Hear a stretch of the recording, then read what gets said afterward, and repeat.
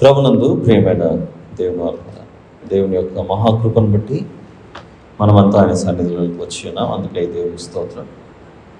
చేరి వచ్చిన మీ అందరికీ మన దేవుడు రక్షకుడైన యేసు ప్రభు నామములో నా హృదయపూర్వక వందనములు తెలియజేస్తున్నాను.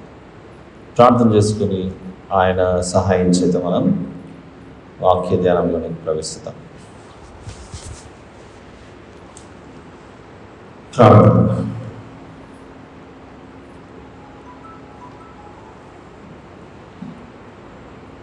మహాగణులను, మహోన్నతులను, మహాపరిశుద్ధులను, నిత్య నివాసముల మా గొప్ప దేవ, మీకే స్తోత్రములు నాయన. ఈ సాయంత్రకాల సమయంలో మేమందరము మీ సన్నిధిలో మరొకసారి మీ జీవం గల మాటలను ధ్యానించడానికి వచ్చి ఉండగా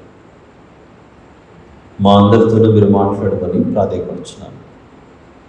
మీ ఆత్మతో మమ్మల్ని నింపి మీ సన్నిధిని మాతో ఉంచి మాతో మాట్లాడమని వేడుకొంచున్నాను. ప్రభా, వెతబడుతున్న మాటలు అవి మీ మాటలు, మీ ఉద్దేశం మేము గ్రహించలేం. మా గ్రహింపు శక్తిని దయచేయమని ప్రాధేయపడచ్చు. మా ప్రభువును ప్రియరక్షకుడైన యేసుక్రీస్తు ప్రభువు వారి పేరిట ఈ కృతజ్ఞత స్తుతి ప్రార్థన మీకే సమర్పించి ప్రార్థించి వేడుకొంచున్నాను తండ్రి. ఆమేన్. ప్రియులారా, నిర్గమకాండము 23వ అధ్యాయంలో చెప్పబడిన పండుగలలో చివరి పండుగ పర్ణశాలల పండుగ గురించి మనం ఆలోచిస్తూ వస్తున్నాం. దీన్ని గుడారాల పండుగ అని కూడా అంటారని మనం విన్నాం. మొదటి పండుగ పస్కా పండుగ, రెండవది వారంలో పండుగ పెంతెకోస్తు, మూడవది పర్ణశాలల పండుగ, ఫల సంగ్రహము పండుగ, గుడారాల పండుగ.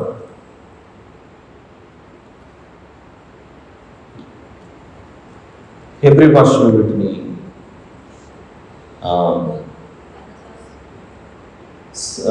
సుక్కోత్ అనే పేరుతో పర్ణశాల పండుగలు, గ్రీకు భాషలో వారంలో పండుగను పెంతెకోస్తు అంటారని.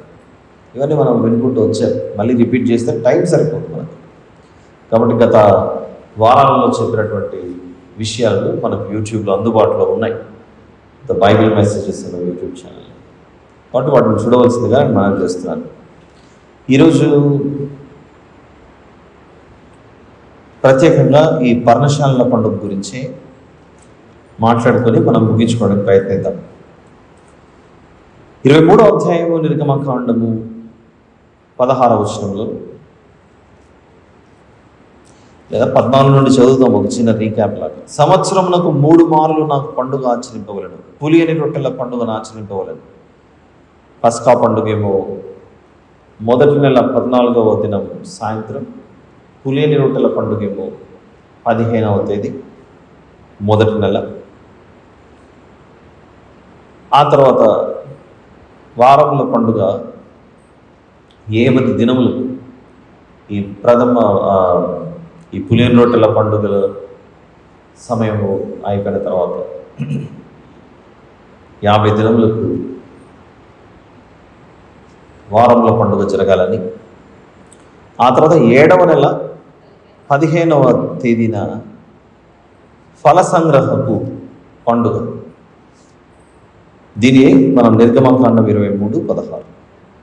ఏమిటి 3 పండుగలు? ఒకటేమో ప్రభు యొక్క శిలువ మరణం, పెంతెకోస్తు పండుగ దినమేమో ప్రభువులోనికి నూతనంగా వచ్చిన వాళ్ళు తమ ప్రాచీన స్వభావాన్ని విడిచిపెట్టి ఆయన పునరుత్థానానికి సాదృశ్యంగా ఉన్న ఆ బాప్తిసంలో పాల్గొనటం.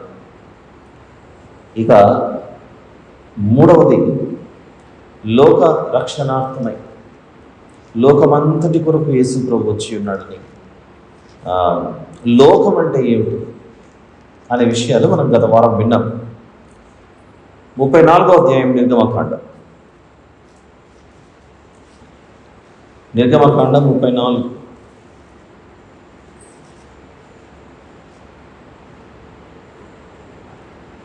18వ వచనంలో, మీరు పొంగని వాటి పండుగ ఆచరింపవలెను. నేను నీకు ఆజ్ఞాపించినట్లు ఆబీబు నెలలో నియామక కాలమందు 7 దినములు పొంగని వాటిని తినవలెను. తర్వాత 22వ వచనం, మరియు నువ్వు గోధుమల కోతలో ప్రథమ ఫలముల పండుగను అనగా వారముల పండుగను సంవత్సరాంతమందు పంట కూర్చు పండుగను ఆచరింపవలను అని ఈ 2 పండుగల గురించి చెప్పాడు. నిర్గమకాండానికి, లేవియకాండానికి, సంఖ్యాకాండానికి ఉన్న ఈ పండుగ విషయంలో వ్యత్యాసం ఏంటి అంటే, ఏ పండుగ చేయాలో చెప్పాడు, అది నిర్గమకాండం. ఆ పండుగలో పాటించవలసినటువంటి పద్ధతులు ఏంటి? ఉదాహరణకి 23 లేవియాకాండం 23లో ఏ రీతిగా సంతోషించాలి ఈ పండుగ రోజు. లేవియాకాండం 23 33, 35 వచనాలు చదువుదాం. 33 నుంచి 35 వరకు. మరియు యెహోవా మోషేకి ఇలా సెలవిచ్చెను, నీవు ఇశ్రాయేలును తెట్లను ఈ 7వ నెల 15వ దినం మొదలుకొని 7 దినముల వరకు యెహోవాకు పర్ణశాలల పండుగను జరుపుకోవాలి. ఎన్ని రోజులు ఈ పండుగ చేయాలి అనే విషయం మనకు లేవియాకాండంలో తెలుస్తుంది. మొదటి దినమున మీరు పరిశుద్ధ సంఘంగా కూడవలెను. అలా 7 రోజులు దీన్ని చేయాలి అనేది లేవియాకాండం తెలియజేస్తుంది.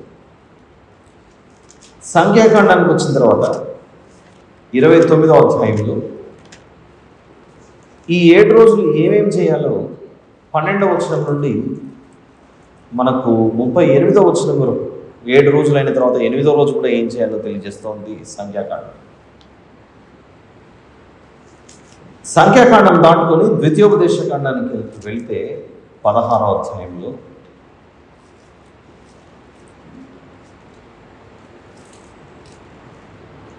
13 నుండి చూస్తే 16వ అధ్యాయం 13 నుండి, నీ కళ్ళములో నుండి ధాన్యమును నీ తొట్టిలో నుండి రసమును సమకూర్చినప్పుడు పర్ణశాలల పండుగను 7 దినములు ఆచరింపవలెను. ఈ పండుగలో నీవును, నీ కుమారుడును, నీ కుమార్తెలు, నీ దాసుడును, నీ దాసీయులు, నీ గ్రామములలో ఉన్న లేవీయులను, పరదేశులను, తల్లిదండ్రులు లేని వారును, విధవరాండ్రులను సంతోషింపవలెను అని ఈ వరుస క్రమం. సంవత్సరంలో 3 సార్లు మీరు పండుగ చేయాలి, అది నిర్గమకాండం. లేవియాకాండానికి వచ్చిన తర్వాత ఈ పండుగను ఎన్ని రోజులు చేయాలో చెప్పాడు, అది లేవియాకాండం. సంఖ్యాకాండానికి వచ్చిన తర్వాత 7 రోజులు ఒక్కొక్క రోజు ఏమేం చేయాలి, 7 days ఏం చేయాలి, సంఖ్యాకాండం. ద్వితీయోపదేశకాండానికి వచ్చిన తర్వాత ఎవరెవరు ఆ పండుగలో పాల్గొనవచ్చు, పరదేశులు కూడా పాల్గొనవచ్చు, ఆల్ ఆర్ వెల్కమ్ అనే సందేశం ఉందండి. ఇంతవరకు మన సందేశం మనం విన్నాం. దాంతోపాటు లాస్ట్ వీక్ మీకు గుర్తుంటే సంఖ్యాకాండం 29లో మొదటి రోజు 13 కోడె దూడలు, రెండవ రోజు 12, మూడవ రోజు 11, నాలుగవ రోజు 10, ఐదవ రోజు 9, ఆరవ రోజు 8, ఏడవ రోజు 7. మొత్తం కలిపితే ఎన్నయ్యాయి? 75. ఏమిటి ఈ దహన బలులు, ఈ బలులేంటి, ఈ 70 దేనికి అని మనం చూస్తే ఆదికాండంలో 10వ అధ్యాయంలో నోవహు గారి సంతానం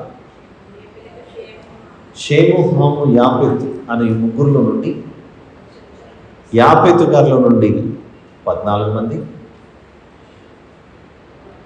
షేము గారిలో నుండి 26, 26 + 14 40 అయితే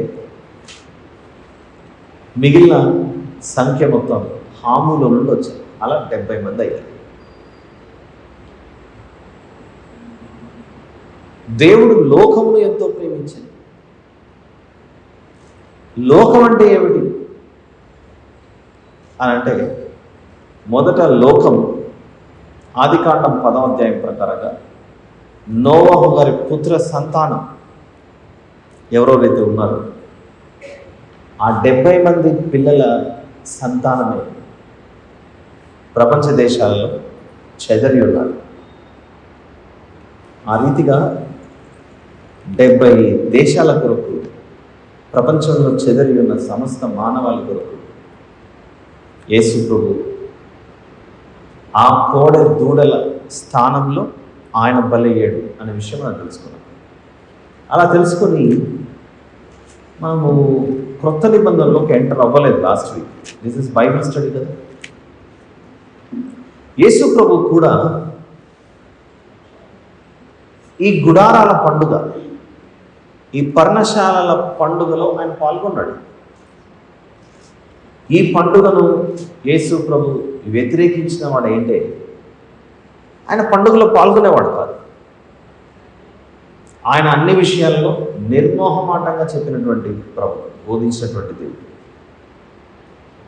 సామాన్యులకైనా, అధికారులకైనా, సామంతులకైనా ఒకే రీతిగా ఆయన సమాధానంలో ఉన్నట్లు, ఒకే రీతిగా అంటే ఏమాత్రము తప్పు కనబడకుండా, పాపం లేకుండా ఆయన వివరణ, ఆయన బోధ మనకు కనబడుతుంది. ఒకసారి యోహాను సువార్త 7వ అధ్యాయం చూద్దాం. Gospel of John chapter number 7.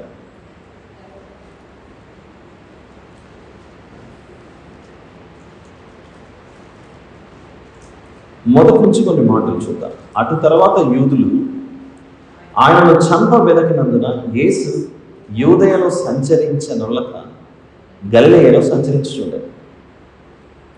యూదుల పర్ణశాలల పండుగ సమీపించింది కనుక క్రొత్త నిబంధనలో పాత నిబంధనలకు సంబంధించిన పండుగ ఒకటి జరుగుతుంది. క్రొత్త నిబంధన వచ్చింది కదా అని పాత నిబంధనలో ఉన్న పండుగను చేయటం అప్పటికి ఇంకా మానలేదు. ఈ పర్ణశాల ఇంగ్లీష్లో టాబర్నకల్, మన వాడుక భాషలో గుడారం. అయితే గుడారాలు 2 రకాలు. బైబిల్ ప్రకారంగా గుడారాలు, పర్ణశాలలు 2 రకాలు ఉంటాయి. ఇప్పుడు ఈ పర్ణశాల పండుగ ఏ రకమును తెలియజేస్తున్నది, ఈ గుడారాల పండుగ ఏ రకాన్ని తెలియజేస్తున్నదో మనం గుర్తుపట్టాలి ఈరోజు. ఇప్పుడు గుర్తుంచుకోండి, నేను మీకు తిరిగి మరొకసారి గతంలో చెప్పిన విషయాలు జ్ఞాపకం చేస్తున్నాను. బైబిల్లో ఉన్న మాటలు మనల్ని పరలోకానికి నడిపించే మాటలు, నిత్య జీవంలోనికి నడిపించే దేవుని మాటలు. వీటిని ఎట్టి పరిస్థితుల్లో మనము చులకనగా తీసుకోవడానికి అవకాశం లేదు. This is a very serious matter. బైబిల్లో ఉన్న ప్రతి మాట మన ఆత్మకు జీవపు ఊట. బైబిల్లో ఉన్న విషయాలు తెలుసుకుంటేనే మనిషి దేవుని దగ్గరకు వెళ్ళగలడు. దానిలో ఇంకా వేరే సందేహం లేదు. ఎందుకు ఈ విషయాలు మళ్ళీ ఒకసారి నొక్కి చెప్తున్నానంటే, లైవ్లో లేదా రికార్డ్ అయిన తర్వాత కూడా వింటారు కనుక, మందిరానికి వచ్చి వాక్యం వినేటప్పుడు బైబిల్ స్టడీ ఉంది కనుక మేము వచ్చాము, కొద్దిసేపు 1 గంట మాట్లాడతారు, వెళ్ళిపోతారు, వినేసి వెళ్ళిపోదాంలే. ఆదివారం వచ్చింది కనుక మేము మందిరానికి వచ్చాము, వింటున్నాం, వెళ్ళిపోతున్నాంలే. ఆదివారం కదా, మందిరానికి వెళ్ళకపోతే ఎట్లా, శాపం కాదు అని వచ్చి కనబడి వెళ్ళిపోతే దీవెన వస్తుంది అనే జాబితాలో చాలామంది ఉంటారు. అలా సంగతులను పైన చూసే విషయాలు కావు మనం ధ్యానిస్తున్నటువంటి విషయాలు. మన జీవమునకు నిత్య జీవనకు మూలాధారం. ఇది తెలుసుకోకపోతే నేను పరలోకమే పోగొట్టుకుంటాను కదా, నిత్య జీవాన్నే పోగొట్టుకుంటాను కదా, దేవుణ్ణి చూసే అవకాశమే కోల్పోతాను కదా అని పట్టుదలతో విద్యార్థులు ఎలాగైతే పరీక్షల్లో పాస్ అవ్వాలని మంచిగా ర్యాంక్ కొరకు ఎలాగైతే ప్రయాసపడుతుంటారు, ఉద్యోగ వేటలో ఉన్న వాళ్ళు ఎలాగైనా అధికారులను ఎంచుకోవాలి, సెలెక్ట్ చేయాలి అని ఎలాగైతే విశ్వ ప్రయత్నం చేస్తుంటారు, అలాంటి పట్టుదలతో బైబిల్ని తెలుసుకుంటే తప్ప దేవుని వద్దకు మనం చేరుకోవటం కానీ ఆ నిత్య జీవం యొక్క విలువ కానీ తెలుసుకోవడం చాలా కష్టం. కాబట్టి పర్ణశాలల పండుగ గురించి దాదాపుగా చాలా సందర్భాల్లో ఈ గత 2-3 నెలల నుంచి మనము నిర్గమకాండం చెప్పుకుంటున్నాం, ఎంటర్ అవుతున్నాం, మళ్ళీ ఆపుకుంటున్నాం, మళ్ళీ వేస్తున్నాం, మళ్ళీ ముందుకెళ్తున్నాం. This is another very important. This is one of the important topics that we are discussing here. చాలా ప్రాముఖ్యమైన విషయాలు ఇది కూడా ఒకటి. ఇప్పుడు చూడండి, పర్ణశాలనే గుడారం అని అంటారని నేను చెప్పాను కదా ఇప్పుడు మీకు. మరి గుడారాలలో 2 రకాల గుడారాలు ఉంటాయని చెప్తున్నాను. కొరింథీయులకు రాసిన 2వ పత్రిక 5వ అధ్యాయం. కొరింథీయులకు రాసిన 2వ పత్రిక 5వ అధ్యాయం మొదటి వచనం చదువుదాం. భూమి మీద మన గుడారమైన ఈ నివాసము శిథిలమైపోయినదు, చేతి పని కాక దేవుని చేత కట్టబడినది నిత్యమైనదియునైనా నివాసము పరలోకమందు మనకున్నదని ఎరుగుదుము. చాలు. ఆ వచనంలో మీకు 2 గుడారాలు కనబడుతున్నట్లు అర్థమవుతుంది. మీరు అర్థం చేసుకోవాలి విషయాన్ని. భూమి మీద ఒక గుడారమట, దేవుని చేత కట్టబడిన పరలోక సంబంధమైన గుడారం ఎగొకటి ఉందట. మరి ఈ పాత నిబంధనలో కనబడుతున్న ఈ పర్ణశాల పండుగ లేదా గుడారాల పండుగ కొరింథీ మొదటి పత్రిక 5వ అధ్యాయం ప్రకారంగా ఆలోచిస్తే భూమి మీద శిథిలమైపోయే గుడారాన్ని సూచించే పండుగగా ఉందా, పరలోక సంబంధమైన గుడారానికి సంబంధించిన పండుగలా ఉందా, అది మనము ఆలోచించాలి. There are 2 different residences that we have. 2 రకాలైన నివాసాలు కనబడుతున్నాయి. భూమి మీద నివాసం ఉండటానికి ఈ గుడారం, భూమిని విడిచిపెట్టిన తర్వాత మరొక గుడారం ఉందట. కాబట్టి పాత నిబంధనలో చూపించుతున్న ఈ గుడారాల పండుగ, పర్ణశాలల పండుగ, టాబర్నకల్స్, ఫీస్ట్ ఆఫ్ టాబర్నకల్స్ దేన్ని సూచిస్తుందో ఒకసారి మనం చాలా జాగ్రత్తగా చూడాలి. ఒకసారి జకర్యా గ్రంథానికి వెళ్దాం, 14వ అధ్యాయం. ఎందుకంటే ద్వితీయోపదేశ కాండంలో అందరూ పరదేశులు కూడా ఇందులో పాల్గొనొచ్చు అన్నాడు దేవుడు. జకర్యా గ్రంథం పేజ్ నెంబర్ 784, 14వ అధ్యాయం. జకర్యా గ్రంథం 14, 16వ వచనం చూద్దాం. మరియు యెరూషలేము మీదికి వచ్చిన అన్యజనులలో శేషించిన వారందరూ సైన్యములకు అధిపతి యెహోవాయను రాజునకు మ్రొక్కుటకును పర్ణశాల పండుగ ఆచరించుటకును ఏటేటా అవుతారు. అన్యజనులు కూడా పర్ణశాల పండుగ చేయడానికి వస్తారట, పరదేశం. అయితే ఇప్పుడు ప్రాముఖ్యమైన ఘట్టంలోకి వస్తున్నాం. ఒకటి యోహాను సువార్త 7వ అధ్యాయం. యోహాను సువార్త 7 ఫెస్టివల్ స్టార్ట్ అవుతుంది ఇక్కడ.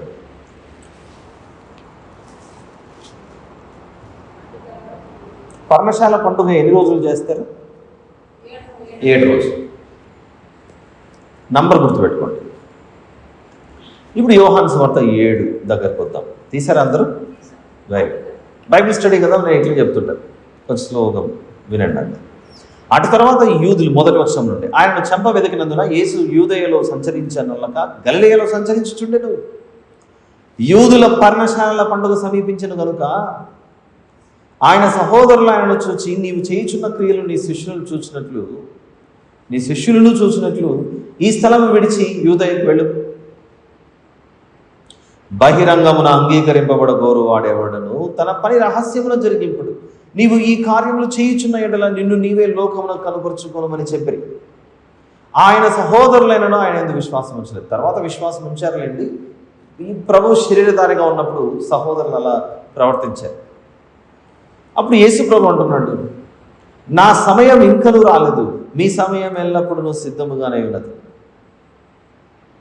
లోకం మిమ్మల్ని ద్వేషింపనేరదు, కానీ దాని క్రియలు చెడ్డవని నేను దానిని గూర్చి సాక్ష్యం ఇచ్చుచున్నాను గనుక అది నన్ను ద్వేషించున్నది. అప్పుడు యేసు ప్రభు అంటున్నాడు 8వ వచనంలో, మీరు పండుగకు వెళ్ళుడి, నా సమయం ఇంకను పరిపూర్ణము కాలేదు కనుక నేను ఈ పండుగకు ఇప్పుడే వెళ్ళనని వారితో చెప్పాను. ఆయన వారితో ఈలాగన చెప్పి గలిలయలో నిలిచిపోయాడు. అంటే వారి ఫ్యామిలీ, యేసు ప్రభు మరియమ్మ తల్లి గర్భాన్ని జన్మించాడు కనుక వారి ఇంట్లో నివసిస్తుండగా పర్ణశాల పండుగ వచ్చింది. గలిలయలో జరుగుతున్న డిస్కషన్ కనుక ఆయనేమో ఒంటరివాడు అయిపోయాడు, ఫ్యామిలీ అంతా వెళ్ళిపోయారు. ఇంట్లో వాళ్ళు ఏమంటారంటే, నీ పన్ను చూసుకోపో అన్నారు. అని మాట్లాడుతున్నారు. యోహాను సువార్త 7వ అధ్యాయం చూడండి, వాళ్ళు ఏం మాట్లాడుతున్నారు. ఓన్ బ్రదర్స్, మరియమ్మ తల్లి కుమారులు, యోసేపు మరియల కుమారులు, మరియమ్మ తల్లి కుమారులు. 3వ వచనంలో ఆయన సహోదరులు ప్రభువుని చూసి, అంటే ప్రభుతో ఇలా మాట్లాడుతున్నారంటే ఇంట్లో ఆ సమయంలో ప్రభు యొక్క పరిస్థితి, యోసేపు గారికి మరియమ్మ గారికి జన్మించిన బిడ్డలు ప్రభువు మీద కొంచెం కోపం పెంచుకున్నారు. కొంచెం ఏంటి, ద్వేషం. ఈజ్ అవర్ బ్రదర్, మా అన్న అని మనసు లేకుండా ఉన్నట్లుంది వారి పరిస్థితి. Own family, own brothers rejected him, తిరస్కరించారు. స్టార్టింగ్ ఏమైనా మర్యాద ఉంటే, అన్న మన అందరం కలిసి వెళ్దాం పదండి. అలా అందరూ కలిసి లగేజ్ ప్యాక్ చేసుకుని గలిలయ నుండి యెరూషలేంకి వెళ్ళాలి. ఎందుకంటే పాత నిబంధనలో పర్ణశాలల పండుగ చేసేటప్పుడు అందరు ఎక్కడికి రావాలని చెప్పండి, అందరూ యెరూషలేంకి రావాలి. ఆయన మందసం ఎక్కడ ఉంటే ఆ స్థలానికి రావాలి. కానీ ఇక్కడ ఫ్యామిలీ అంతా వెళ్ళలేకపోతున్నారు. చూడండి అక్కడ 3వ వచనం, నీవు చేయుచున్న క్రియలు నీ శిష్యులు చూసినట్లు ఈ స్థలం విడిచి యూదయకు వెళ్ళు. మొత్తానికైతే 10వ వచనంలో ఆయన సహోదరులు పండుగకు వెళ్ళిపోయిన తర్వాత ఆయన కూడా బహిరంగంగా వెళ్ళక రహస్యంగా వెళ్ళాడు. అప్పుడు పండుగలు యూదులు చూస్తారుగా బైబిల్ అందరూ, ఆయన ఎక్కడైనా ఆయన వెతుకుచుండ్రి, మరియు జన సమూహములలో ఆయన గురించి గొప్ప సనుగుకుంటారు. అంటే యేసు ప్రభు సువార్త ప్రకటించే సమయంలో ఆ సంవత్సరం పర్ణశాల పండుగ వచ్చినప్పుడు ప్రతి సంవత్సరం జరిగినట్లుగా జరగట్లేదు. పండుగ చేస్తున్నారు కానీ అందరి దృష్టి ఎవరి వైపు మళ్ళుకుంది? ఇప్పుడు ఈయన ఎక్కడ, వేర్ ఈజ్ హి, ఈయన ఎక్కడ, వేర్ ఈజ్ హి. క్యూరియాసిటీ పెరిగిపోయింది. అక్కడ ఎన్నో సంవత్సరాల నుంచి పండుగ చేస్తున్నప్పుడు ఎవరంతా వాళ్ళు ఫెస్టివల్ చేసుకుని వెళ్ళిపోతారు కదా. కానీ 10వ వచనం మీరు గమనిస్తే, ఆయన సహోదరులు పండుగకు వెళ్ళిపోయిన తర్వాత ఆయన కూడా బహిరంగముగా వెళ్ళక రహస్యముగా వెళ్ళాడు. అప్పుడు పండుగలో యూదులు ఆయన ఎక్కడనని ఆయనను వెతుకుతున్నారు. పండుగ చేయకుండా ఆయన వెతుకుతున్నారు. ఎక్కడున్నాడు ఈ పెద్ద ఆయన, మహానుభావుడు అని ఆయన నిజంగానే మహానుభావుడు, చాలా గొప్ప దేవుడు. మరియు జన సమూహములలో ఆయనను గురించి గొప్ప సనుగు పుట్టాను. పండుగ చేస్తున్నారు, వెతుకుతున్నారు, వేర్ ఈజ్ హి. కొందరేమో ఆయన మంచివాడనేది హాట్ టాపిక్ అయిపోయింది డిస్కషన్ అంతా. మరి కొందరు కాదు. 12వ వచనం వెరీ ఇంపార్టెంట్. చూడండి, మన వ్యక్తిగత జీవితాలు ఇక్కడ ఉన్న మన అందరి పరిస్థితి ఎలా ఉంటుందంటే, కొన్ని సందర్భాల్లో కొందరు దృష్టిలో మనం చాలా మంచి వాళ్ళకి కనబడుతుంటాం. మరికొందరు దృష్టిలో ఆయన మంచోడు కాదండి, ఆయన పైగా మాట్లాడుతుంటాడు కానీ he's really not a good man అని మాట్లాడుకుంటుంటాడు. సంఘంలో, సమాజంలో ప్రతి వ్యక్తి యొక్క గుర్తింపు ఇలానే ఉంటుంది. ఏం మాట్లాడుకుంటున్నారు? ప్రభువుని చూసి కొందరు 12వ వచనంలో కొందరు ఆయన మంచివాడనేది, మరికొందరు కాడు, ఆయన జనులను మోసపుచ్చువాడని. మోసగాడినా కొందరు అంటున్నారు, లేదండి ఆయన మంచివాడండి అని కొందరు అంటున్నారు. అంటే ప్రజలు 2 గ్రూప్స్గా విడిపోయారు ప్రభు విషయంలో. ఎలాగైతే ప్రభు విషయంలో మంచోడు అని కొందరు, లేలే చెడ్డోడు అని మరికొందరు ఎలాగైతే విడిపోయారో, మన జీవితాల్లో కూడా సమాజం మన గురించి అలా అనుకుంటున్నప్పుడు, ఏంటబ్బా నేను ఏమి చేయకపోయినా నా గురించి నా అనుకుంటున్నారే అని అలాంటి మాటలు విన్నప్పుడు అనిపిస్తుంది. అప్పుడు మనకు వెంటనే గుర్తు రావాలి, నన్నే కాదు నా ప్రభువుని గురించి కూడా జనులు అలానే మాట్లాడుతున్నారు, కాబట్టి నా ప్రభువుకే ఇది సంభవించినప్పుడు నాకేదో వింత జరుగుతుందని మనం అనుకో. This world is like that. కానీ ఒకరి దృష్టిలో మాత్రము నువ్వు నిర్దోషిగా ఉంటే అది చాలు. ఎవరి దృష్టిలో నిర్దోషిగా ఉంటే బాగుంటుంది, దేవుని దృష్టిలో మనం నిర్దోషిగా ఉంటే అదే సంతోషం. ఇది అన్ని దశలలో, ఆల్ స్టేజెస్లో ఎదుర్కొనేదే ప్రతి మనిషి. కొందరు నేను మంచోడు అంటారు, కొందరు చెడ్డోడు అంటారు. Do not feel bad about it. కొన్నిసార్లు మంచివాడు నువ్వు అని చెప్పిన వాళ్ళ దానికంటే నువ్వు చెడ్డవాడివి, నువ్వు దేనికి పనికిరాడివి, మోసం చేసేవి, ఇలాంటివి మాట్లాడినప్పుడు మన దృష్టి ఎక్కువగా దాని మీదకి వెళ్ళిపోతుంటుంది. అరే ఫలానా వాళ్ళు నన్ను ఇట్లా అన్నారు, ఫలానా వాళ్ళు నన్ను ఇట్లా అన్నారు అని. But look at gospel of John chapter number 7. సొంత ఇంట్లో వాళ్ళే, ఓన్ బ్రదర్సే నీ పన్ను నువ్వు చూసుకు అందరూ చూపించే విధంగా అలా హేళనగా మాట్లాడుతున్నారు అక్కడ. కాబట్టి మన జీవితాలలో ఇలాంటివి జరిగినప్పుడు వెంటనే యోహాను సువార్త 7వ అధ్యాయం గుర్తుకొచ్చి, నన్ను సృష్టించిన నా దేవుడే మనిషిగా భూమి మీదకి వచ్చినప్పుడు ఆయనకే ఇలాంటివి జరిగినప్పుడు నాకు జరిగితే దాంట్లో వింతేముంది, ఆశ్చర్యమేముంది. కాబట్టి నేను నా దేవుడు, మా ఇద్దరి మధ్య ఉన్న సంబంధం ఎలా ఉంది? దేవుని దృష్టిలో మంచోడు ఉంటే చాలు. వీళ్ళరా వద్దాం. ఇక్కడ 14వ వచనం, సగం పండుగ అయినప్పుడు అని అంటే ఎన్నో రోజు? పర్ణశాలల పండుగ ఎన్ని రోజులు చేయాలి? 7 రోజులు చేయాలి.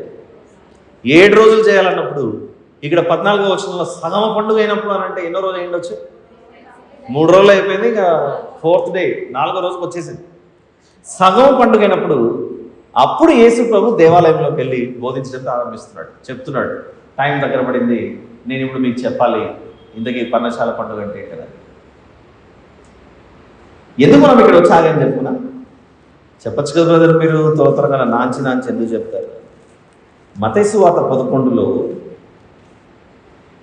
29వ వచనంలోని ఒక మాటలో యేసు ప్రభు అంటాడు, నా యొద్ద నేర్చుకొనుడి అనుకుందామా. లెర్న్ ఫ్రమ్ మీ, నా యొద్ద నేర్చుకొనుడి. పాత నిబంధనలో 2 వారాలుగా చూసాం. పర్ణశాలల పండుగ, నిర్గమ కాండం, లేవియా కాండం, సంఖ్యా కాండం, ద్వితీయోపదేశ కాండం, జకర్యా గ్రంథం అన్ని చూసుకుంటూ వచ్చి ఫైనల్గా మనం ఎక్కడ ల్యాండ్ అయ్యామంటే, ప్రభువా ఈ పర్ణశాల పండుగ ఏంటి చెప్పు ప్రభు అని అంటే, నా మాటలు విను అని 7వ అధ్యాయం దగ్గర తీసుకొచ్చాడు. యోహాను సువార్త 7. నా యొద్ద నేర్చుకోనండి.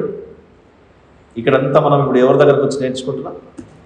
ప్రభువు వద్దకు వచ్చి తెలియచేయి తండ్రి ప్రభువా అని అడుగుతుంటే ఆయన చెబుతున్నాడు అక్కడ.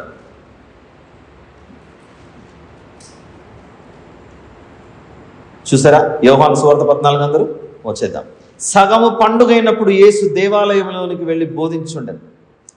అలా 14వ వచనంలో ప్రారంభమైన ఆయన బోధ, ఆయన బోధించుచు చాలా విషయాలు చెప్పుకుంటూ వచ్చి 37వ వచనంలో ఫైనల్ డే దగ్గరకు వచ్చింది. 37వ వచనంలో ఆ పండుగలో మహాదినమైన అంత్యదినమున యేసు నిలిచి 7వ రోజు మహాదినం. ఆ తర్వాత దేవుడు మీరు చూస్తే లేవియా కాండం 23లో ద్వితీయోపదేశకాండం 16 రండి. ద్వితీయోపదేశకాండం 16. ద్వితీయోపదేశకాండం 16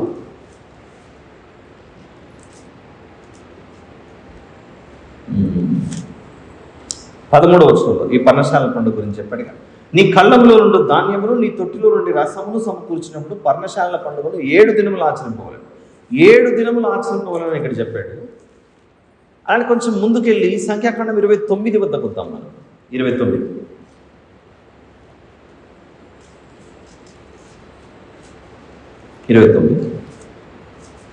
35వ వచనం చూద్దాం. 35 8వ దినము మీకు వ్రత దినముగా ఉండదు. అప్పుడు మీరు జీవనోపాధి అయిన పనులు ఏమీ చేయకూడదు. 7 రోజులు అయిపోయిన తర్వాత 8వ దినము మీకు వ్రత దినముగా ఉండదు అని ఒక 8వ దినాన్ని వ్రత దినముగా ఉండను. అప్పుడు మీరు జీవనోపాధి అయిన పనులు ఏమీ చేయకూడదు. అందులో నిత్యమైన దహన బలియు దాని నైవేద్యమును పానార్పణమును గాక మీరు యెహోవాకు ఇంపైన సువాసన గల దహన బలిగా నిర్దోషమైన ఒక కోడదూడను, ఒక పొట్టేలును, 7 గొర్రె పిల్లలను విధి ప్రకారముగా వాటి లెక్క చొప్పున కోడెదూడతోను, పొట్టేలుతోను, గొర్రె పిల్లలతోనూ వాటి నైవేద్యమును పానార్పణములను పాప పరిహారార్థ బలిగా ఒక మేక పిల్లను అర్పింపవలెను. అలా 7 దినము, ఆ తర్వాత 8వ దినాన్ని కూడా ఆయన వ్రత దినముగా చేయమంటున్నాడు.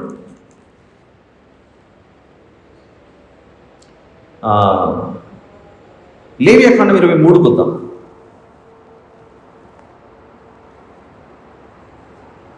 లేవియాకాండం 23 35వ వచనం చూద్దాం. లేవియాకాండం 23:35. వాటిలో మొదటి దినమున మీరు పరిశుద్ధ సంఘంగా కూడవలెను. డే 1 కూడా చర్చ్ లాగా అందరూ గ్యాదర్ అవ్వండి అని చెప్తున్నాడు. అందులో మీరు జీవనోపాధి అయిన ఏ పని చేయకూడదు. 36వ వచనం. 7 దినములు మీరు యెహోవాకు హోమం చేయవలెను. 8వ దినమున మీరు పరిశుద్ధ సంఘముగా కూడి, అంటే 7 దినములైన తర్వాత 8వ దినమున మళ్ళీ పరిశుద్ధ సంఘముగా కూడమంటున్నాడు. ఆ పరిశుద్ధ 8వ దినాన్ని వ్రత దినం అని కూడా చెప్తున్నాడు ఆయన. ఈ విధంగా యోహాను సువార్త 7:37కు వచ్చిన తర్వాత ఆ వ్రత దినాన్నే మహాదినం అని ఉండవచ్చు అని అనుకోవాలి. ఇక్కడ యోహాను సువార్త 7:37. ఆ పండుగలో మహాదినమైన అంత్య దినమున యేసు నిలిచి ఇప్పుడు చెప్తున్నాడు, మనం ఫైనల్ డేకి వచ్చాము, మళ్ళీ నేను ఈ పండుగలో పాల్గొంటానో లేదో నాకు తెలీదు. పాల్గొంటానో లేదో నాకు తెలీదు అని అంటే యేసుప్రభు అనట్లేదు, మన వాడుక భాషలో చెప్తున్నాను అంతే. ఆయనకు తెలుసు కనుకనే ఈ పండుగలో చివరి రోజు 7 దినములు అయిన తర్వాత 8వ దినం రోజు మహాదినం అనే దాని గురించి ఆయన మాట్లాడుతున్నాడు. ఎవడైనను దప్పికొనిన ఎడల నా యుద్ధకు వచ్చి దప్పి తీర్చుకోవాలి. నా యందు విశ్వాసం ఉంచు వాడెవడు లేఖనము చెప్పినట్టు వాని కడుపులో నుండి జీవజల నదులు పారునని బిగ్గరగా చెప్పింది. ఆ పండుగలో చివరి రోజు ఎవరికైనా దాహం దప్పికతో ఉంటే నా దగ్గరికి రండి, నేను ఇచ్చి నీళ్లు త్రాగండి అని చెప్తున్నాడు. పర్ణశాలల పండుగలో చివరి రోజు నేనిచ్చి నీళ్లు తాగండి అని చెప్తున్నాడు. ఆయన సువార్త ఎప్పుడు ప్రారంభించాడు? ఈ పండుగలో సగం పండుగ అయిన తర్వాత స్టార్ట్ చేశాడు. 4వ రోజు అనుకుందాం సగం పండుగ. సగం పండుగ అయినప్పుడు ప్రారంభించాడు. 4వ రోజు కూడా ఎండింగ్ అనుకుందాం. 5, 6, 7 ఇక ఆ కొంచెం టైంలో చాలా విషయాలు చెప్పారు. పండుగ అంటే మనలా అందరం ఒక చోట కూర్చొని చక్కగా వాక్యం విని బయటికి వెళ్ళి భోంచేసుకొని వెళ్ళిపోవడం కాదు. అక్కడ పట్టణానికి పండుగ వచ్చినప్పుడు ఎవరు గుడారాల్లో వాళ్ళు ఉంటారు, మందిరం చుట్టాలు నడుచుకుంటూ తిరుగుకుంటూ పోతుంటారు. అలాంటిది ఆ కాలంలో పరిస్థితి. కొద్దిసేపు వచ్చి కూర్చొచ్చేమో, టైం లేదు కనుక అన్ని విషయాలు చెప్పారు. ఇది యేసు ప్రభు చెప్పాడు, ఆయన ఈ పండుగలో చివరి రోజుకి వచ్చేసాను, మహాదినమే. ఇప్పుడు నేను చెప్పాలి, ఎవరైనా దప్పికొనింటే నేనిచ్చి నీళ్లు త్రాగండి, వాని కడుపులో నుండి జీవజల నదులు పారునని బిగ్గరగా చెప్పాడు.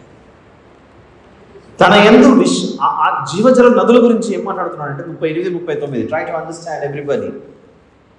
గుడారాల పండుగ, పర్ణశాల పండుగ అనే దాన్ని అర్థం చేసుకోవడానికి కొంచెం కష్టపడాలి. అందుకే నేను స్లోగా మీకు చెప్పుకుంటూ వస్తున్నాను. 37 నుండి చూడండి. ఎవడైనా నువ్వు తప్పికొనిన ఎడల నా యుద్ధకు వచ్చి తప్పి తీర్చుకోవాలి. నా యందు విశ్వాసం ఉంచి వాడెవడో లేఖనము చెప్పినట్టు వాని కడుపులో నుండి జీవ జల నదులు పారుని బిగ్గరగా చెప్పాను అని చెప్పి 39వ వచనంలో తన యందు విశ్వాసం ఉంచువారు పొందబో ఆత్మను గురించి ఆయన ఈ మాట చెప్పారు. యేసు ప్రభునందు విశ్వాసం ఉంచిన వారు పొందుకోబోయే ఆత్మను ఆయన ఏ పదజాలంతో ఉపయోగించాడు? నేనిచ్చు నీళ్లు త్రాగండి, అప్పుడు మీరు జీవజల నదులు పొందుకుంటారు అంటున్నాడు. వారి కడుపులో నుండి జీవజల నదులు పారతాయట. తన యందు విశ్వాసం ఉంచువారు పొందబో ఆత్మను గురించి ఆయన మాట చెప్పాడు. అదే పండుగలో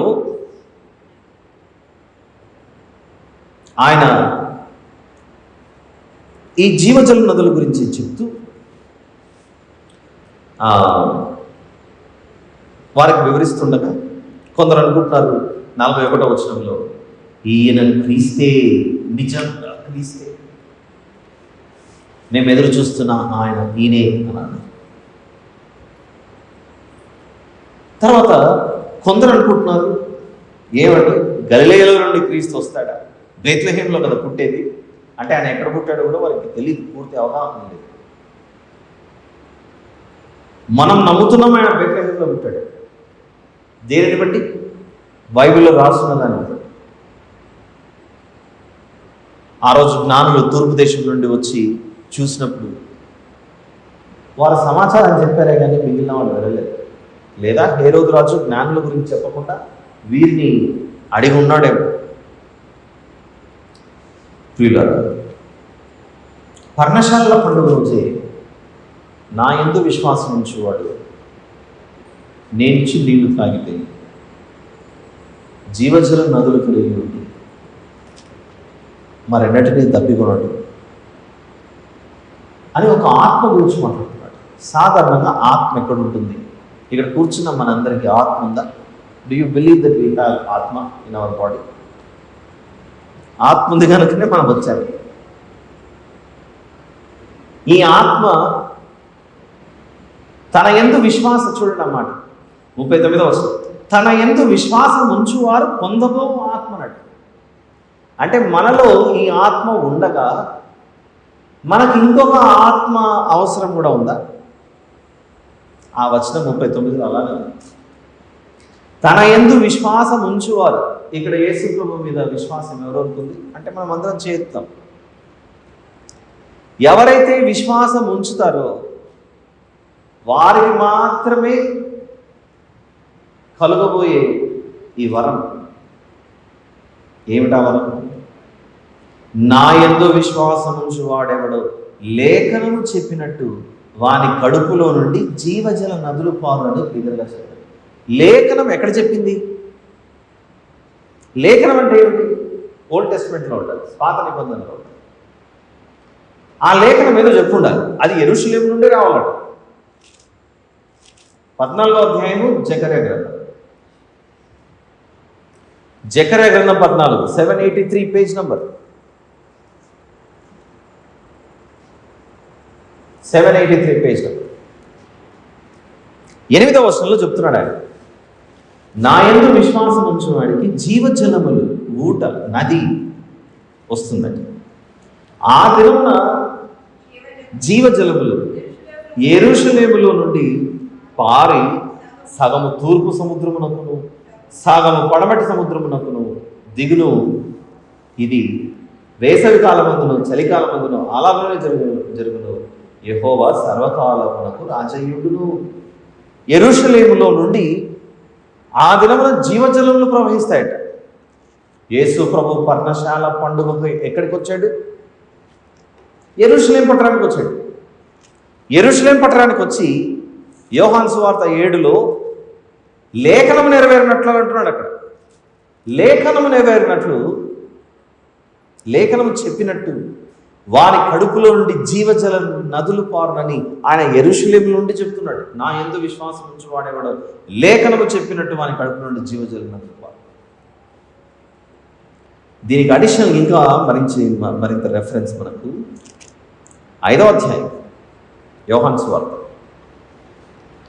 సువార్త 5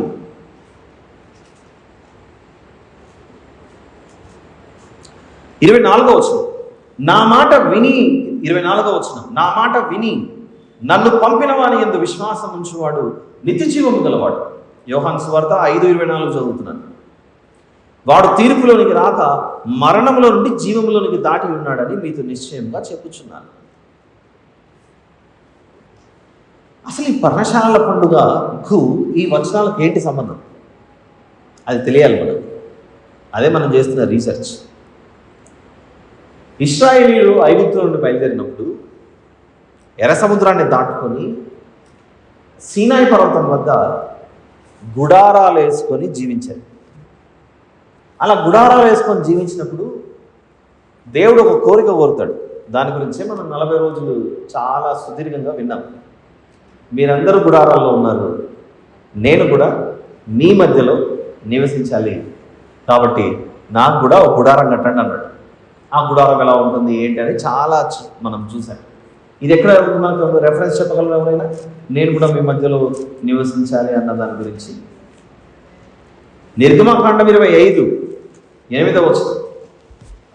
నిర్గమకాండం 25:8 వచనం.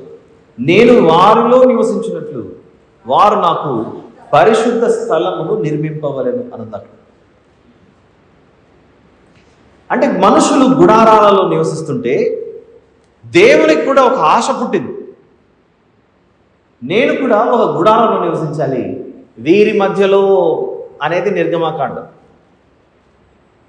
దానికి సూచనగానే ప్రతి ఏటా మీరు జ్ఞాపకం చేసుకోండి, మీరు వాగ్దాన దేశంలోనికి అడుగుపెట్టే ముందు, ప్రామిస్డ్ ల్యాండ్ కనాను భూభాగం పాలు తేనెలు ప్రవహించే దేశంలోనికి ప్రవేశించే ముందు, మీ సొంత దేశంలోనికి మీరు ప్రవేశించే ముందు పరాయి దేశాలలో అనేక ప్రాంతాలలో మీరు గుడారాలను ఏర్పాటు చేసుకొని ఉన్నారు. మీరు గుడారాలను ఏర్పాటు చేసుకొని ఉంటే నేను కూడా మీ మధ్య గుడారంలో ఉండాలని ఇష్టపడ్డాను. My desire is to live in the midst of you. మీ మధ్యలో నేను నివసించాలి, అది నా ఆశ.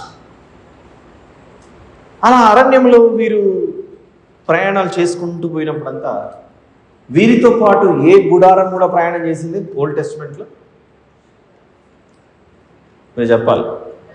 ప్రత్యక్షపు గుడారం మోసుకొని వెళ్ళారు. It was a moving tent.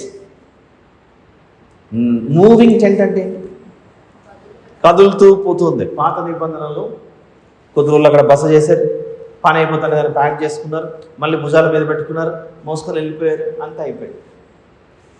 మీరు 25వ అధ్యాయంలో ఉన్నారు కదా నిర్గమకాండంలో. పేజ్ ఏం తిప్పకండి, పక్క పేజీలో ఉంటుంది 23rd చాప్టర్. 23వ అధ్యాయంలో నిర్గమకాండం 23లో 20 నుంచి చూద్దాం. అక్కడ మనకు ఇద్దరు ప్రాముఖ్యమైన వ్యక్తులు కనబడతారు. 23వ అధ్యాయము 20 నుంచి. ఇదిగో త్రోవలో నిన్ను కాపాడి నిన్ను సిద్ధపరిచిన చోటుకు నిన్ను రప్పించటకు ఒక దూతను నీకు ముందుగా పంపిస్తున్నారు. ఇక్కడ దూత అని రాయబడింది 20వ వచనం. 20th verseలో మీరు చూడండి, 20వ వచనంలో దూత అని రాయబడి ఇమ్మీడియట్గా వెంటనే 21వ వచనంలో దూతను దూతగా పిలువక దూతను ఆయన అన్నాడు. దూత ఆయనగా ఎలా పిలువబడతాడు? అంతేకాకుండా 21వ వచనంలో ఆయన సన్నిధిని జాగ్రత్తగా నుండి ఆయన మాట వినవలను అని ఆయన మాట వినవలను అని ఉందా? దేవుడే చెప్తున్నాడు ఆయన మాట వినండి అని. ఆయన ఒక మాట చెబితే మీరు ఖచ్చితంగా వినాలి. అక్కడ ఇద్దరు వ్యక్తులు కనబడుతున్నారు మనకు. 20-21 వచనాలు మీరు చూడండి. 22వ వచనం కూడా, ఇదిగో త్రోవలో నిన్ను కాపాడి నిన్ను సిద్ధపరిచిన చోటుకు నిన్ను రప్పించటకు ఒక దూతను నీకు ముందుగా పంపుచున్నాను. ఆయన సన్నిధిని జాగ్రత్తగా నుండి ఆయన మాట వినవలెను. ఆయన కోపం రేపవద్దు, మీ అతిక్రమములు ఆయన పరిహరింపడు, నా నామం ఆయనకున్నది. అయితే నీవు ఆయన మాటలు జాగ్రత్తగా విని, ఆయన కనపడ్డు నిర్గమకాండం, కానీ ఆయన మాట మీరు శ్రద్ధగా వినాలి. మోషే గారి ద్వారా దేవుడు మాట్లాడిస్తున్నాడు.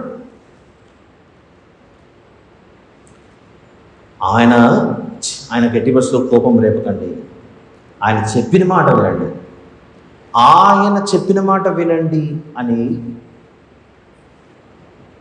తండ్రైన దేవుడు యేసు ప్రభువుల వారి గురించి ఆయన మాట విని తీరాల్సిందే. ఆయనే ఏమయ్యాడో తెలుసా? ఈరోజు ఉత్తర ప్రత్యుత్తరాలుగా మనం మొదటి అధ్యాయం యోహాను సువార్త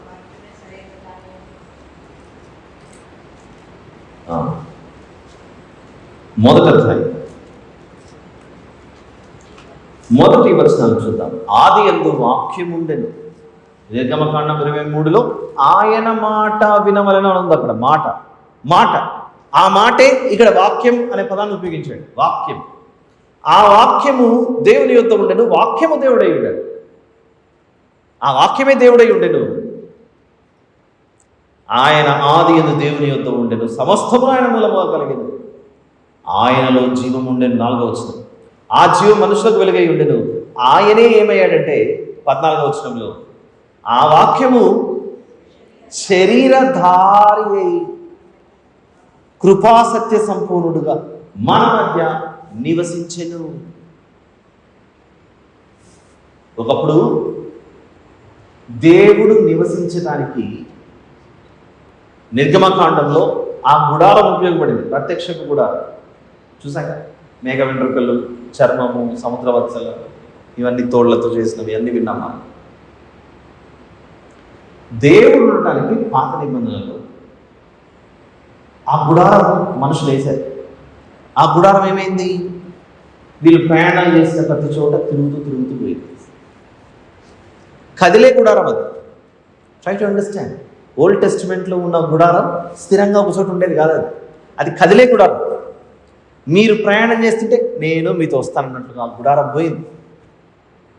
ఎలాగైతే కదిలే గుడారం కనబడుతుందో, క్రొత్త నిబంధనకు వచ్చిన తర్వాత యేసు ప్రభు ఆ వాక్యము శరీరము అనే టాబర్నకల్ వేసుకుని అందులోకి వెళ్ళాడు.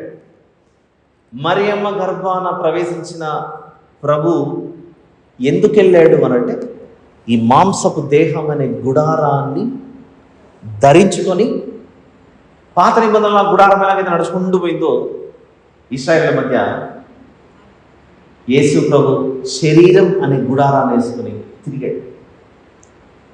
పాత నిబంధనలో వారు గుడారాన్ని భుజాల మీద మోసారు.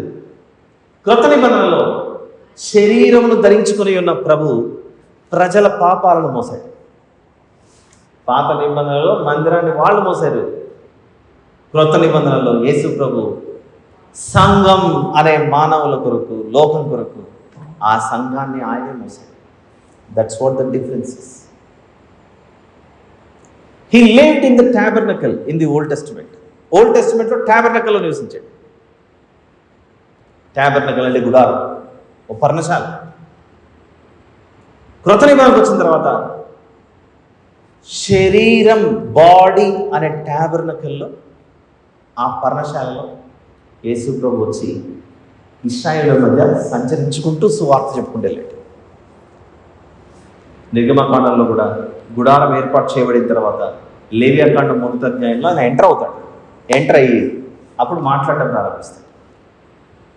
ఇదంతా ఒక సాదృశ్యం, ఒక నీడ ఛాయలాగా జరిగింది. So what happened finally? The Lord Jesus tabernacled among us. Greek భాషలో ఈ 14వ వచనాన్ని ఆయన మన మధ్యలో గుడారం వేసుకుని జీవించాడు అని ఉంటున్నారు. He dwelt among us. English Bible అయితే. ఇంకొన్ని వర్షన్లో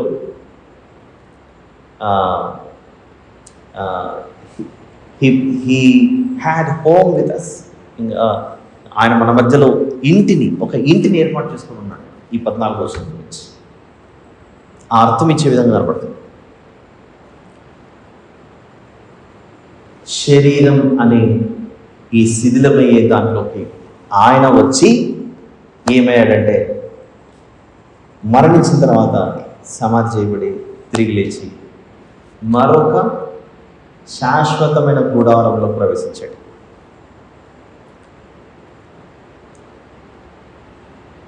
రక్షణ పొందిన వారి ఈ దేహాలలో నివసించాలనే కోరికతో పాటుగా రక్షణ పొందుకున్న వారు నిత్య జీవంలోనికి అడుగు పెడితే అక్కడ కూడా కలిసి నివసించాలన్నదే ఆయన ఆశ. చూద్దామా మాట? ప్రకటన గ్రంథము 21వ అధ్యాయం. ప్రకటన గ్రంథం 21.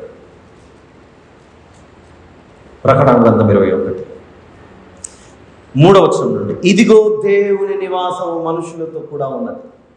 నిర్గమకాండంలో ప్రారంభమైన నేను వారి మధ్యలో నివసించినట్లు అనే మాట 25:8లో ఉందిగా నిర్గమకాండం.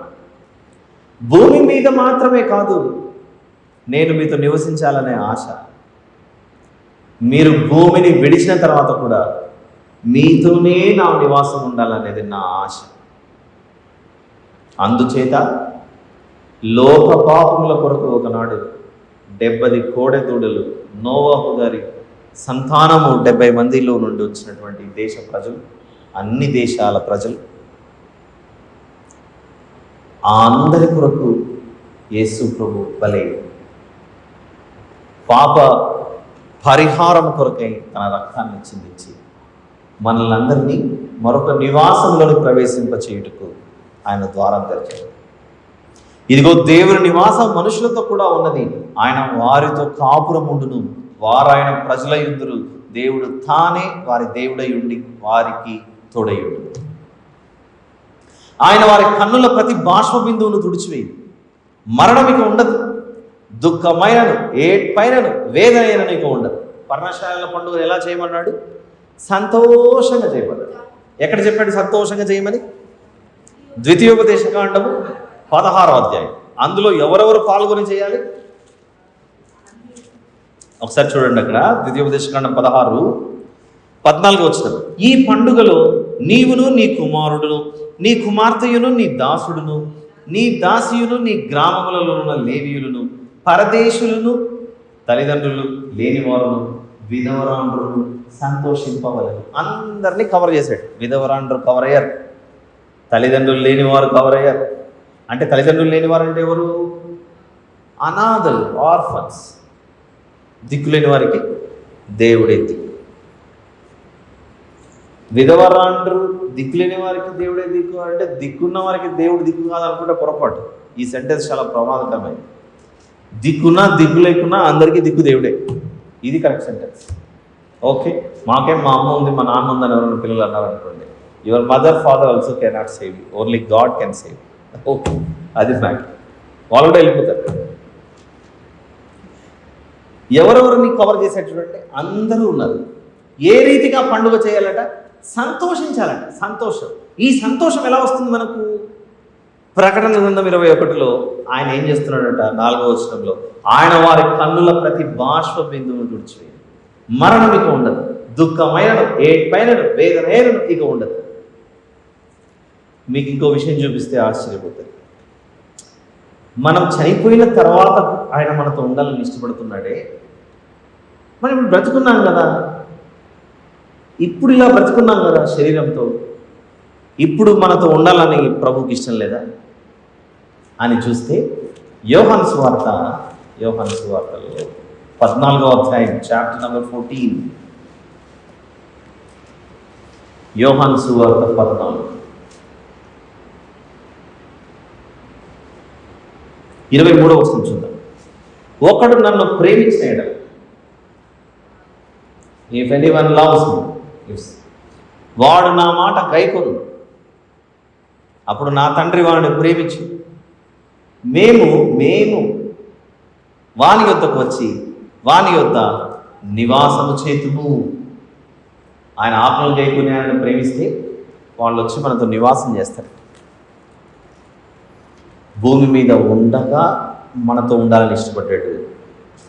భూమిని విడిచిన తర్వాత ప్రకటన గ్రంథం 21లో అక్కడ కూడా మనతో ఉండాలని ఇష్టపడుతున్నాడు. How to understand this love? ఆయన ప్రేమను మనం ఎలా అర్థం చేసుకోవాలి? అరణ్యంలో వీరు ప్రయాణం చేసేటప్పుడు, ఇశ్రాయేలీయుల అరణ్య ప్రయాణం, వాగ్దాన దేశ ప్రయాణం, ఇవన్నీ మనకు చాలా పరలోక సంబంధమైన విషయాలు తెలియజేస్తున్నాయి. ఒక విషయం చెప్తాను, try to understand all of you.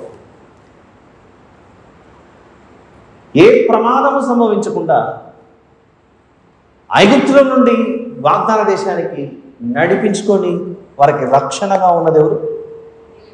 దేవుడే. He was the protection for them. ఎవరైనా వీళ్ళ మీదకి వస్తే వారి అంతు చూశాడు. అమాలేకీయులు రాగానే వారిని హతమార్చాడు. ఐగుప్తీయులు వెంటబడుతుంటే వాళ్ళని తీసుకొచ్చి సముద్రంలో వేసేసాడు దేవుడు. ప్రొటెక్షన్తో పాటుగా ఆయన ఇంకో పాత్ర కూడా పోషించాడు. ఏమిటా పాత్ర? He was not only protecting them, he was also providing everything to them. He was a provider. Provider అంటే ఏంటి? అవసరమైన వాటి అన్నింటినీ దయచేయవాడు, సమకూర్చువాడు. దాహం అనగానే బండలో నుండి నీళ్ళు ఇచ్చాడు. ఆకలి అనగానే ఆకాశం నుండి మన్నాను కురిపించాడు. ఒకవైపు ప్రొటెక్ట్ చేస్తున్నాడు, ఇంకోవైపు వారిని పోషిస్తున్నాడు. ఒకవైపు భద్రంగా కాపాడుతున్నాడు, ఇంకోవైపు వారిని పోషిస్తున్నాడు. పోషించి పోషించి కాపాడి ఎక్కడికి తీసుకెళ్ళిపోయాడు? యోర్దాను నదిని దాటించి ప్రామిస్ ల్యాండ్లోకి తీసుకెళ్ళాడు. ఆ వాగ్దాన దేశంలోనికి నడిపించి వారు అక్కడికి వెళ్ళిపోయిన తర్వాత వారి చెయ్యి వదిలేశాడు, వారితో కలిసి నివసించాడు. ఇప్పుడు మనకు అర్థం అవ్వాలి, వీరు అరణ్యవాసం చేస్తున్నా వారితో ఉండాలని ఇష్టపడ్డాడు. అరణ్యవాసం విడిచి వాగ్దాన దేశంలో అడుగు పెట్టినా కూడా వాళ్ళతో ఉండాలనే ఆశ కలిగి ఉన్నాడు. అందుకే ఈ పర్ణశాల పండుగ అనేది రెండు ప్రాముఖ్యమైన విషయాలను సూచిస్తుంది. ఒకటి, రక్షణొందుకున్న వారి హృదయాల్లో నివసించాలి అనేది భూమి మీద మనం ఉండగానే ఆయనకున్న ఆశ. ఆయన మనతో ఉన్నాడంటే మనం కన్ను మూసినప్పుడు, మరణించినప్పుడు ఆయన వారు మరణంలో నుండి జీవంలోనికి దాటుకున్నారు. అందుకే మీరు ఈ పండుగ ఎలా చేయాలి?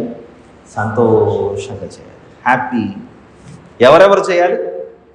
ద హోల్ వరల్డ్, ప్రపంచమంతా ఈ పర్ణశాల పండుగను బట్టి. ఎందుకు? శరీరములోనికి మనల్ని పంపించింది దేవుడే.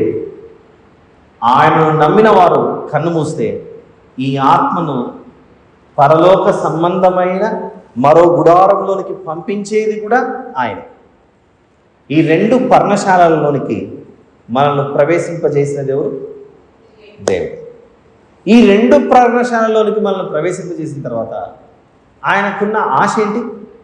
భూమి మీద మీరు నా ఆజ్ఞలు గైకుంటే మీతో నేను ఉండాలనేది నా ఆశ. మీరు ఆజ్ఞలను గైకొని కన్ను మూస్తే అక్కడ కూడా నేను మీతో ఉండాలనేదే నా ఆశ. ఈ రెండింటినీ సూచించేదే ఈ పర్ణశాలల పండుగ. ఇందాక రెండు చెప్పారు, ప్రొటెక్షన్ అండ్ ప్రొవిజన్ అని చెప్పారు. ఇప్పుడు ఇంకో విషయం చెప్తాను, ప్రొటెక్షన్ అండ్ ప్రొవిజన్ ఇశ్రాయేలీయులకు ఎలా అందింది అని అంటే, బికాజ్ ఆఫ్ హిస్ ప్రెజెన్స్. ఆయన సన్నిధి వారితో ఉంది కనుకనే వారిని కాపాడాడు, వారిని పోషించాడు. అదే ప్రకటన గ్రంథం 21లో ఏమంటున్నాడు? నేను వారి కన్నుల ప్రతి భాష విధులను తుడిచివేస్తాను, ఇక ఆకలి అయినను, దప్పికైనను, దుఃఖమైనను ఏమి ఉండదు.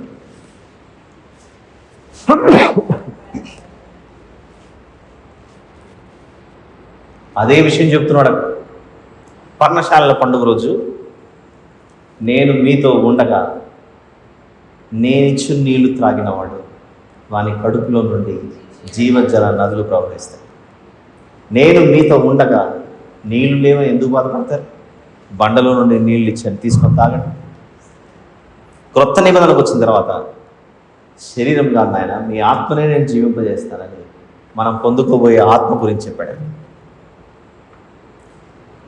He was the provider, he was the protector, and he is also our ever present help for it. ఎప్పుడు ఆయన సన్నిధి, ప్రొటెక్షన్, ప్రొవిజన్ అండ్ ప్రెజెన్స్, ఈ మూడింటి చేత వారు వాగ్దాన దేశాన్ని పొందుతున్నారు. ఆ విధమైన రక్షణ, ఆ విధమైన సన్నిధి, ఆ విధమైన ధన్యత ఆయన చేత పొందుకోవడం, అవి మనం లభించాలి అని అంటే మనం ఎవరమై ఉంటే లభిస్తాయి, మనం దేవుని పిల్లలమైతేనే లభిస్తాయి. కాబట్టి ఈ పర్ణశాలల పండుగ అనే వివరణ ఇంతటితో ముగిస్తున్నారు. ఏం తెలుసుకున్నాం? ఏంటండి ఈ పండుగ అనంటే, ఇదిగో నీ జీవితం దుఃఖమయమైపోయి ఉన్నప్పుడు, అపరాధము పాపములతో నిండుకొని ఉన్నప్పుడు, ఏ రోజుదే నువ్వు బాప్తిసం తీసుకుంటావో ఒక తెలియని ఆనందం నీలో ప్రవేశిస్తుంది. నేను ఇప్పటి నుంచి నా దేవుని బిడ్డని, దేవుడు నన్ను రక్షించాడు అనే సంతృప్తి ఉంటుంది చూసారు. ఆ సంతోషం ఈ శరీరంలో ఉండగా లభిస్తే, ఆ సంతోషంతో మనం ఇప్పుడు ఎందులోకి ప్రవేశించాలి? యాత్ర చేయాలి, పరలోక యాత్ర. ఆ యాత్రను చేసి అక్కడికి ప్రవేశించిన తర్వాత ఇక మనకి ఈ దేహంతో పని ఏంటి? మనం కొత్త దేహంలోకి ఎంటర్ అవుతాం. అది ఇంకా ఆనందం. మొన్నటి వరకు నేను ఆ బాడీలో ఉన్నాను కదా, ఇప్పుడు మరింత కొత్త బాడీ వచ్చేసింది ఏంటి? ఆ దేహం యొక్క ప్రత్యేకత ఏంటంటే, యేసు ప్రభు సమాధిలో నుండి తిరిగి లేచిన తర్వాత శిష్యులందరూ తలుపు వేసుకొని కూర్చున్నారట రూమ్లో. తలుపు మూసుండగానే లోపలికి ఎంటర్ అయిపోయాడు. అదే ఈ బాడీతో తలుపు మూసుకుండగానే మనం బయటికి లోపలికి తిరగడం ఎలా ఉంటుంది? అవ్వదు. That's the difference between this body and that body. దేవుని యొక్క ఆశ మనం ఈ బాడీలో, ఈ పర్ణశాలలో ఉన్నా కూడా ఉండాలనేది ఆయన ఆశ. ఈ పర్ణశాలను విడిచి మరో పర్ణశాలలోకి ఎంటర్ అయినా కూడా మనతోనే ఉండాలనేది ఆయన ఆశ. నరకంలో అగ్ని ఆరదు, పురుగు చావదు. ఈ దేహం, ఆత్మ రెండూ నశించిపోతుంది. ఆలోచిస్తారని ఆశిస్తాం. ఇంతటితో ఈ వివరణ ముగించుకొని ప్రభు చిత్తమైతే వచ్చే వారం మనం విలాప వాక్యంలో ప్రవేశించాలి. కాబట్టి విలాప వాక్యంలో ఎపిసోడ్ ఒక్కటే ఒక ఎపిసోడ్ నేను మాట్లాడాను నారాయణగూడ బైబిల్ స్టడీ జరిగేటప్పుడు. నెక్స్ట్ వీక్ మీరు అది విని రావాల్సిందిగా నేను మనవి చేస్తున్నాను. అలానే ఇర్మియా గ్రంథం కూడా మొత్తం అన్ని అధ్యాయాలు, 52 అధ్యాయాలు ఒక వారంలో చదవాలంటే అయిపోయి కాదు, కానీ కనీసం అవుట్లైన్ అన్నా చెక్ చేసుకున్నాడు. ఇర్మియా గ్రంథం ప్లస్ ఒక్క ఎపిసోడ్ మాట్లాడా విలాప వాక్యాలు. వీలైతే మన చర్చ్ గ్రూప్లో ఆ లింక్ షేర్ చేస్తే వినేవాళ్ళు విని నెక్స్ట్ బైబిల్ స్టడీ సిద్ధమే వస్తాయి. All right, thank you very much. ప్రార్థన చేసుకొని ముగించుకున్నాం. ప్రేమగల తండ్రి, మీకే స్తోత్రం నాయన. ఇంతవరకు వినిపించిన వాక్యాన్ని బట్టి మిమ్మల్ని మహింపరుస్తూ, నా తండ్రి, పర్ణశాలల పండుగ అంటేనే మీతో కలిసి భూమి మీద ఉండగా మీతో కలిసి జీవించాలి, భూమిని విడిచిన తర్వాత కూడా మీతో కలిసి నివసించాలి. అందరూ తల్లిదండ్రులు లేనివారు, ఉన్నవారు, పెద్దలు, స్త్రీలు, పురుషులు, పరదేశులు, విధవరాలు అందరూ పాల్గొనవలసినటువంటి పండుగ. అంటే ఈ లోకంలో మేమందరము రావాలి మీ వద్దకు అనేది మీ ఆశ. మీ ఆశను గుర్తిరిగి మీ చిత్తానుసారంగా నడుచుకుని మీ వద్దకు వచ్చేటకు సహాయం చేయమని ప్రాధాయపడుచు మా ప్రభువును ప్రియరక్షకుడైన యేసు ప్రభు వారి పేరిట అడిగి వేడుకను సమర్పిస్తున్నాను తండ్రి. ఆమేన్.